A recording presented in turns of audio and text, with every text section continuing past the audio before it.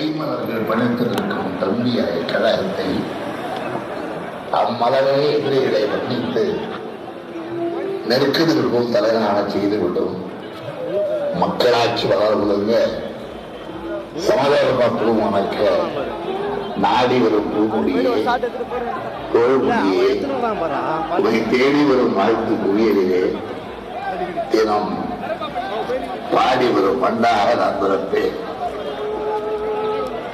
உனக்காக என்னை துறப்பேன் என 1 கோடி தமிழ் இளைஞர் பாடுகின்ற பாட்டுக்கு பெருந்தலைவர் முருகன் தெரிந்த தமிழாகவும் முதலா இளைஞர் ஆர்வியராய் பெருகி செய்த செயல்படவர் சிறப்பை பாட கேள்வியும் கல்விகளிலே செய்த முன்னிலை அந்திரம் வேறு கொண்டே ஒட்டி செங்கடி வாய் வருவார் சீர்வழி பாட கேள்வியும் பொருளை வாழை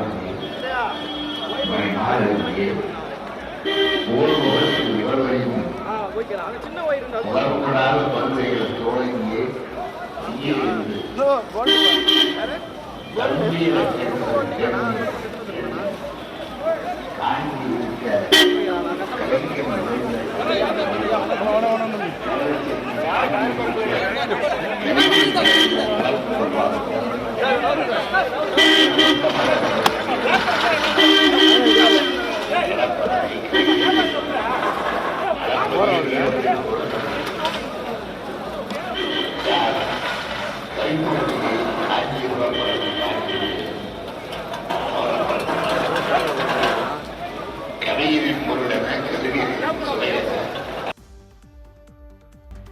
வணக்கம் ஓவியா.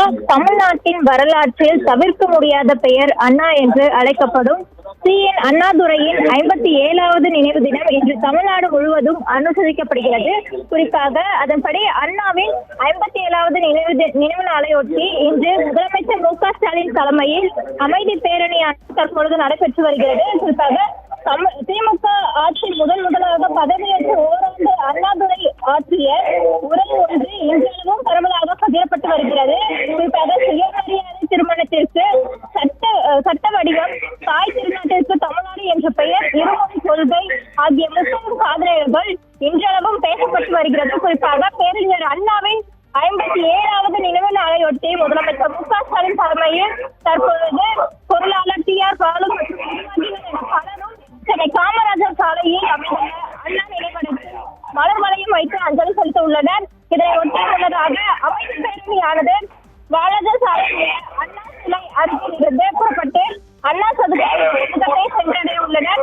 இந்த பேரணியானது அனைத்து உள்ளனர். குறிப்பாக உழைப்பும் சக்தியும் என்ற அண்ணாவின் கூற்றை அண்ணாவின் புகைப்படத்தையொட்டி இந்த அமைதி பேரணியில் கொண்டு செல்லப்படுகிறது.